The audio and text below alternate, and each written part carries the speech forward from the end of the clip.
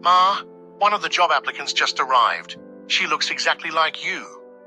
Tarila was surprised. Exactly like me? She asked. It's scary, Ma. Come and see for yourself, said the secretary.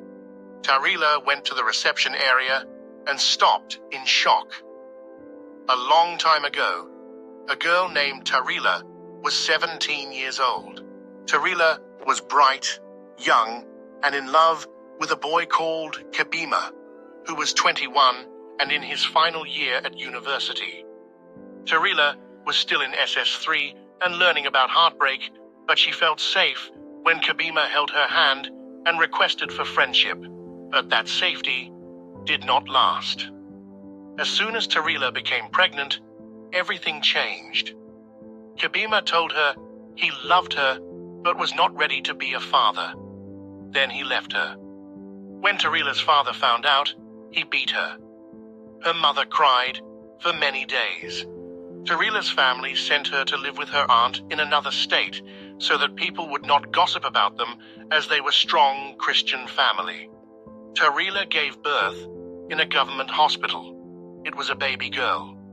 Tarila held her baby for only 10 minutes. Then a nurse whispered something to another nurse, and they both took the baby away.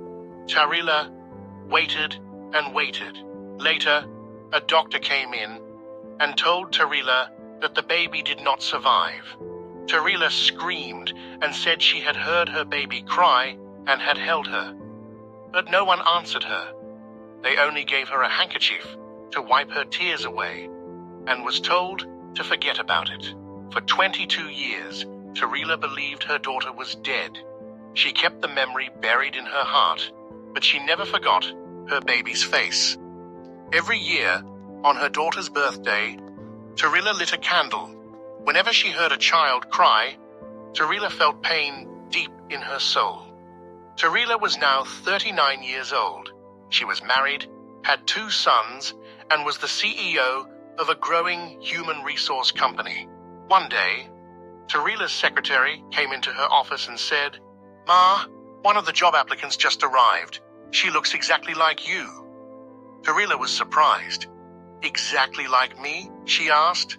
It's scary, Ma. Come and see for yourself, said the secretary. Tarila went to the reception area and stopped in shock.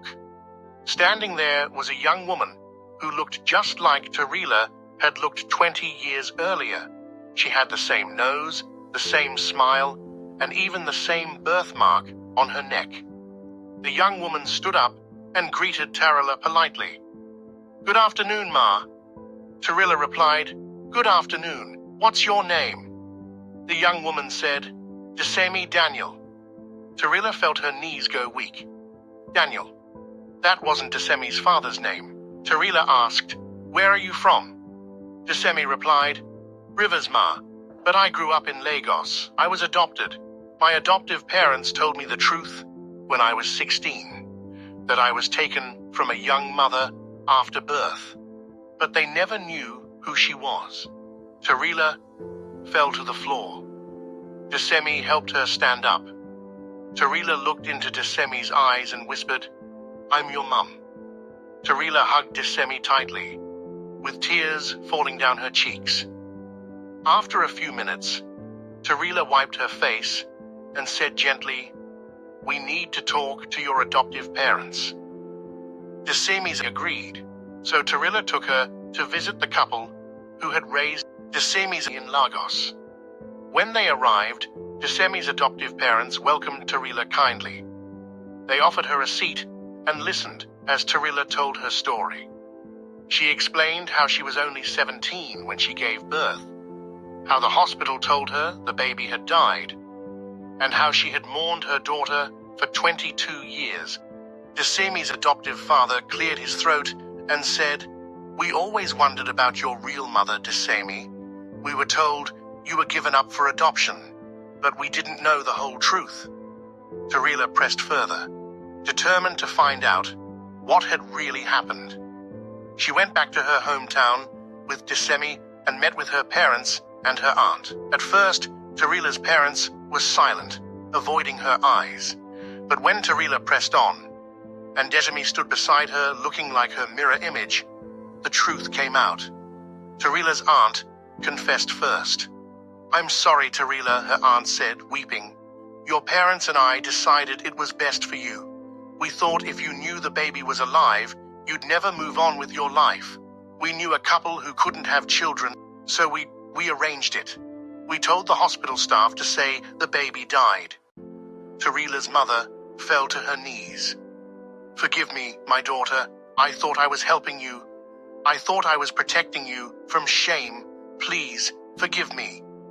Tarila stood frozen, trying to absorb the shock.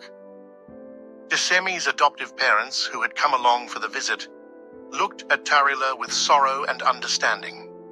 Desemi's adoptive mother spoke softly. "Desemi, you are our daughter, and we love you. But looking at you and your mother, it's clear where you belong. We now have other children, and we will always be family. But we believe you should be with your birth mother." Desemi looked between her adoptive parents and Tarila. Her eyes filled with tears, but she managed a small, hopeful smile. Tarila reached for Desemi's hand and held it tightly.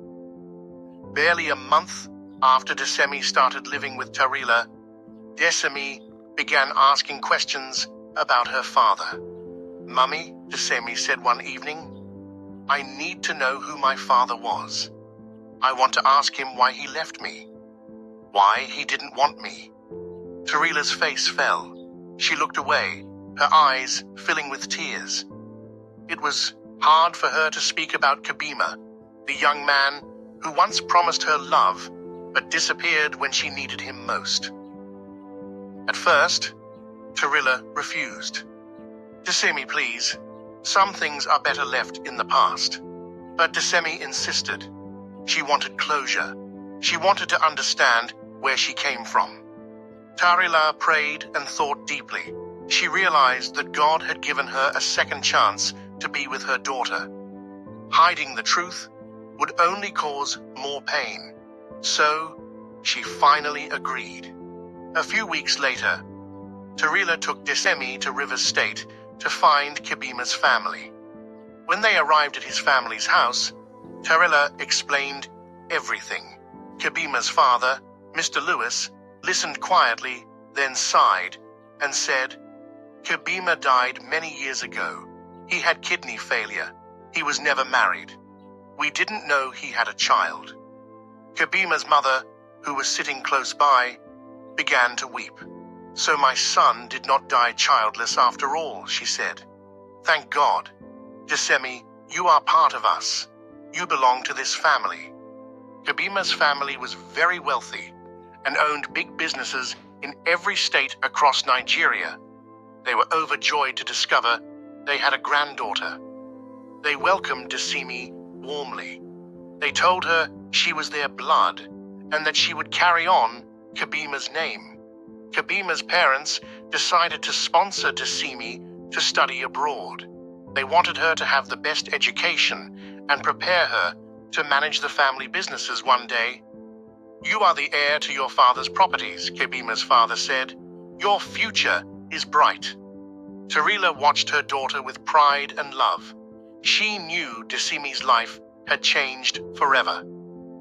From the story, we learned that the truth may be painful, but hiding it can cause deeper wounds. Family, love, and forgiveness heal even the deepest scars.